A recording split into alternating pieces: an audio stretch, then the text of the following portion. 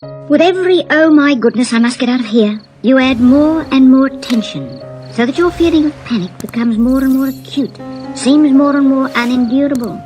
If you're prepared to sit in your seat, loosen your body to the best of your ability and let the panic flash, let it flash right through you without withdrawing tensely from it, I assure you there will be no mounting tension, no mounting panic. Your body will probably continue to flash panic for a while, but the panic will not mount. By acceptance, I don't mean quite the same thing as putting up with.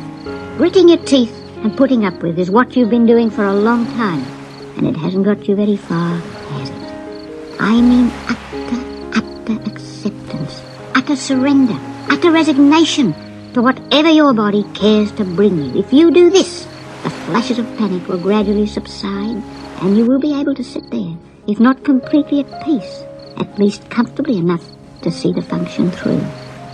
Panic does not grow more intense of its own accord. Your body cannot produce increasing panic unless you give it the fuel with which to make panic. It is your own withdrawal in fear from the feeling of panic that supplies the chemical to make further panic. You build your own crisis by withdrawing from panic in panic. Recovery from panic lies on the other side of panic, not on this side. It lies in seeing panic right through to the other side. And don't enter that hall as you always have in the past, hoping panic won't come. Hope it will come, so that you can practice coping with it the way I have advised. You need plenty of practice to be finally master or mistress of this situation. Practice having the courage to let go. Have the courage to surrender, to not hold on to yourself, to accept whatever comes. By such utter acceptance, you pass through panic to some sort of peace, at least to enough to begin with. I said some sort of peace, because even with complete acceptance, you will not feel blissfully peaceful immediately. You're too sensitized to be suddenly peaceful at this early stage in recovery. Apprehension will surely linger on. And because you're sensitized, every emotion is still exaggerated. But with utter acceptance, you accept even this, and then you'll be able to sit in your seat, even though your body may still feel as if it's vibrating, trembling, shaking, and panic seem just around the corner, perhaps even flashing from time to time. But you'll be able to sit there, and all the feelings you have been making so important will somehow seem to matter not quite so much. And you will gradually gain new confidence as you see how letting go and accepting really work. Have the courage to let go and accept. Accept. Have the courage to see it right through with utter acceptance. Now, riding in a car, in a bus, walking up the street, entering a shop, even staying at home alone or being at work in fear are very much the same as sitting through the school function. If, after listening to this, you attempt to go out by yourself, perhaps for the first time in months, in years, make sure you choose a definite goal before you set out. Don't think, I'll see how far I can go. If you do, you'll have only gone a little way when you'll begin to think, should I turn back? Have I gone far enough? Can I go any further? What if I overdo it? You become indecisive, anxious, and I don't want unnecessary anxiety at this stage. Therefore, make up your mind before you start off which street corner you'll walk to, which shop you'll enter, what you'll buy. A bar of chocolate will do, real cotton. And wear comfortable clothes. Tight clothing may make you unnecessarily aware of your heart beating quickly, and I don't want you unnecessarily conscious of your body. And take a tranquilizer before you start out, but only one prescribed by your doctor. As I'll explain later, you may need a little extra tranquilization during the first weeks of recovery. Now, as you walk down the street or enter the shop, board the bus, don't try to hold on to yourself. Once more, have the courage to let go here, just as in the school hall. If you tremble, tremble. Trembling won't hurt you. If your legs feel weak, let them feel weak. They're still good legs to use. They'll still get you there if you give them a chance. Indeed, they won't go strong until you stop producing so much adrenaline by being so upset by the weakness. And this weakness is only a feeling. It's not a true organic weakness. It's the same weak feeling you would have if someone were to suddenly tell you you'd won £1 million. Don't be bluffed by a feeling. And don't add, oh my goodness, to any new strange feeling you may experience. Don't think, this is a new one. Dr. Weekes didn't mention this one. This must be important. It isn't. Accept any new feeling that comes. Accept anything your body does to you. While you walk, while you work, while you wait. I'm assuming that you've been examined by your doctor and he's told you that you're suffering from nerves. And understand that you've been frightened for so long that being afraid is your habit. So that during the early stages of recovery, you'll probably continue to be frightened. You can't banish fears such as yours overnight. Accept even this. Accept that for some time yet, you'll often add second fear, plenty of it. You'll add it out of habit. In the beginning, you can only practice not adding it. And when you fail, don't despair too much. Despair, oh yes, who wouldn't? But don't utterly despair. Practice accepting even failure and despair. The person who eventually completely recovers is the person who has learned to disregard failure, to disregard despair. And take those first steps slowly. Don't rush. Rushing to get it over and get back home quickly only increases agitation, and agitation prepares the way for panic. So go slowly, gently, and don't start out trying not to notice how you feel.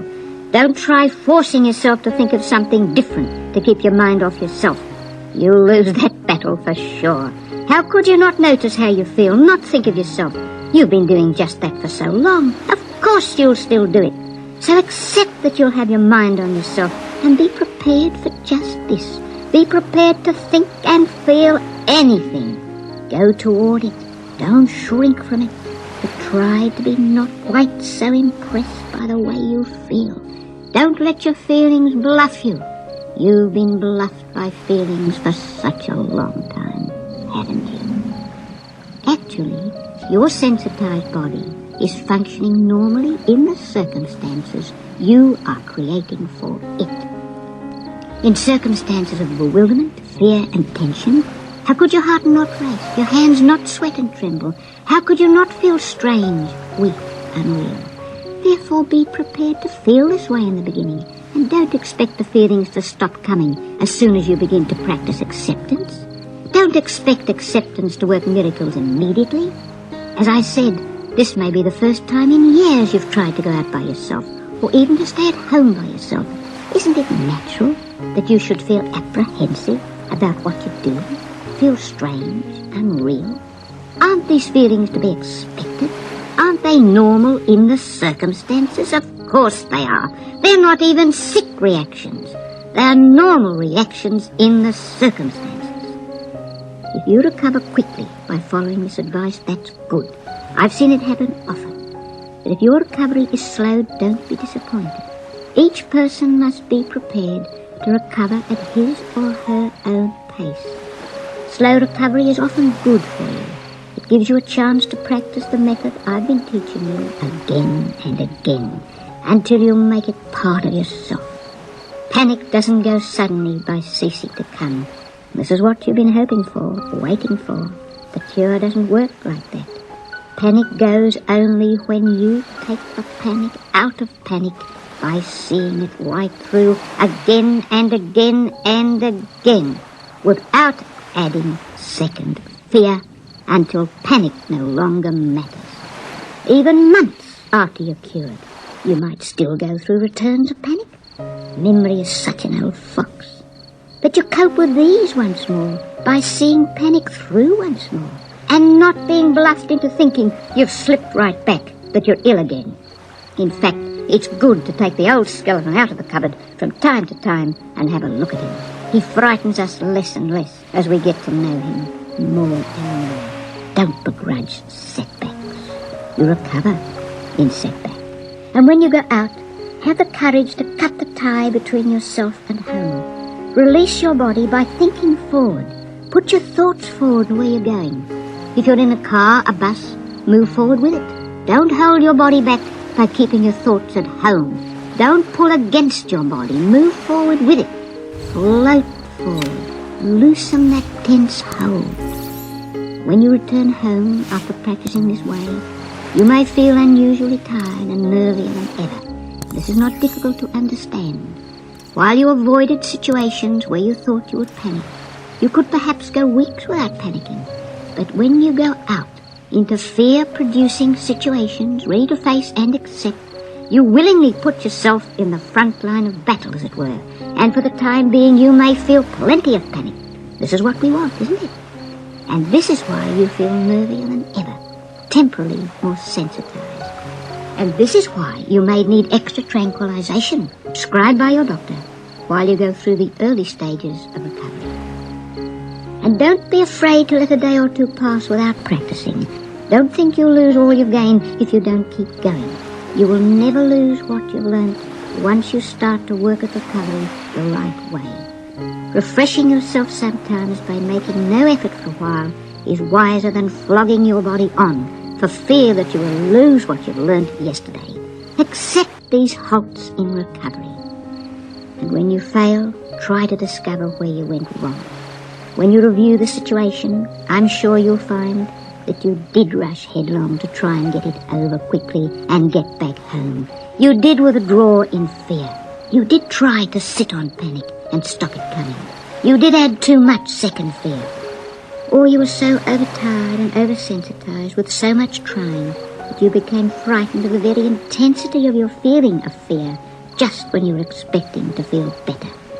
Or you listened to that little voice always ready to discourage you. You know, that little voice that says, you can never do it, telling you that the method might be the right one, that you haven't got what it takes to succeed. How often have I heard patients tell me this? And how often have I seen these people, frightened by that little voice, finally recover completely? Don't be bluffed by the little voice. So when you fail, go out and practice once more. But this time, practice the right way. And always remember, don't test yourself, just practice. Don't think, I went round the park so well last week, I wonder how I'll do it today. And then be disappointed if you're more afraid today than you were last week. Because you were so good last week makes you especially anxious to be good today. Hence, you start that journey round the park just a little fearfully, so that it may take only a minor incident to throw you into a good whoosh of panic and to instantly bring disappointment and despair. You see, the way to recovery is rather tricky, isn't it? Especially if you take every baffling twist and turn seriously. Accept it all. Accept everything about it and learn from your failures. Don't waste energy trying to work out why you managed so well one day, so badly the next. Accept it until you know the meaning of true acceptance as well as you know your own name. Acceptance should be written on your heart. I know that following this advice is not easy, but I assure you that you can do it. However be a coward you may think of yourself at this moment, if you continue to accept in spite of setback, in spite of disappointment, in spite of despair, you'll find that gradually the feelings, the weakness, the panic, all the feelings you dislike so much will come to mean less and less. And as they mean less and less, they grow less in intensity, come less often, because it's only while you let them matter so much that they can come. They depend on your dislike of them to stimulate the chemical to make them. They depend on your dislike of them for their very existence. Acceptance removes anxiety, removes bewilderment, removes tension, and so removes the symptoms of stress, which are your symptoms, however unique your symptoms may seem to you. Now, even with complete acceptance and doing everything I ask, it takes about 2 months to desensitize the body, and believe me, very few people do completely accept in the beginning. Complete acceptance is very hard at first. 1 minute you accept, the next you don't. So you must understand that it will take time for desensitization. So be prepared to let as much time pass as is necessary to bring recovery. Don't count the days, the months. Let time pass. Accept setback after setback. You learn more in setback than you do in the good periods. The good periods bring hope, rest, peace. But coming through setback brings you knowledge, brings you experience, and you build on your setbacks. Setback is your friend, so don't despair during setback. And now a last word. Doesn't matter how big a coward you may think yourself at this moment, or how long you may have been ill. If you follow the advice I've given you, however haltingly to begin with, if you never let yourself completely despair, and are always willing to try once more, to practice once more, you will recover. I assure you of this.